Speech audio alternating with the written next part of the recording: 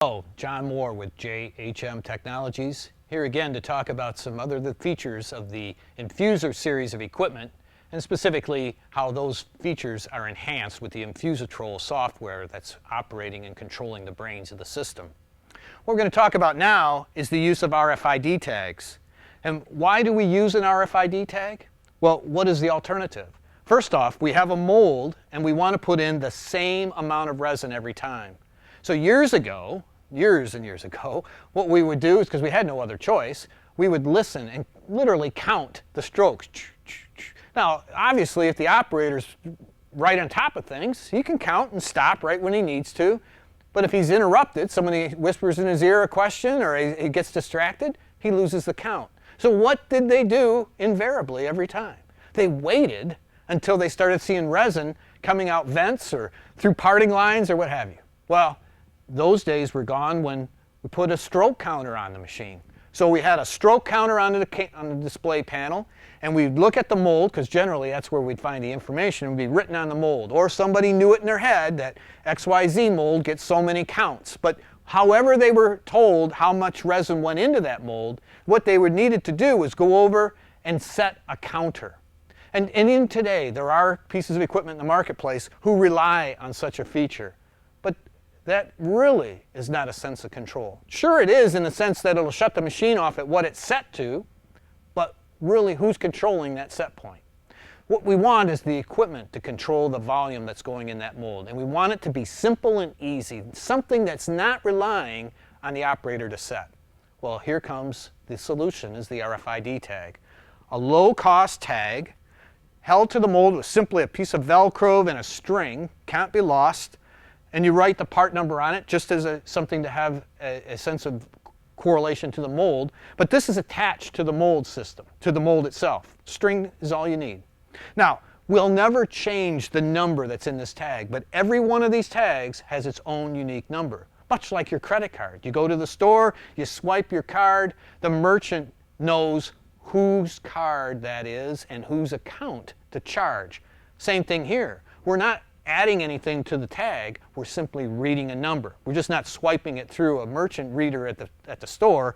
We're putting it on the control of the Infuser Infuser series of equipment, and the Infusitrol is the system that's reading that tag. So let's look at how we'll associate a given tag. How do we introduce a mold and a tag to each other so that when the Infusitrol sees those two, they can tell one of the equipment in the Infuser series what to do. So here's how it's done.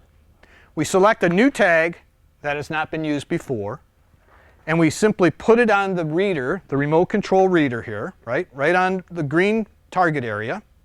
Now, we're on the main menu, and we're logged in as a supervisor, because the supervisor level of password level is where we need to have the control, right? So we don't have just everybody walking into the machine and making adjustments to the amount of resin. I mean, that's the absolute highest cost value in the process. Why do we then give the checkbook to anybody that walks up to the machine? So we give some control to that. So we're saying if you've got a supervisor level password, you can get into this area. Main menu, lower right-hand corner, user log on. Now, what that's going to do is open us up to the supervisor screen. When we're on the supervisor screen, we want to, first off, be sure that the recipe we're about to associate the tag to is the one we're interested in doing so.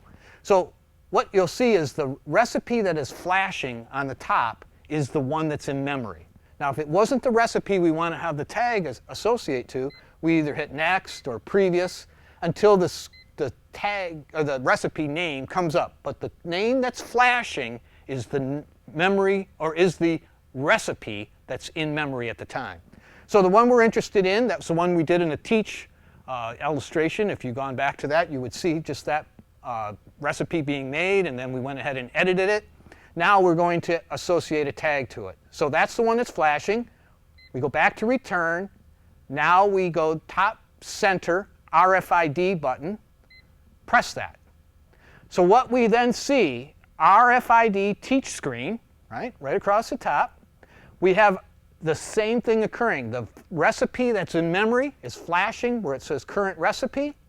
We've got the tag placed on the reader, brand new tag. Now there's an upper right-hand corner says read. All we need to do is press that read button.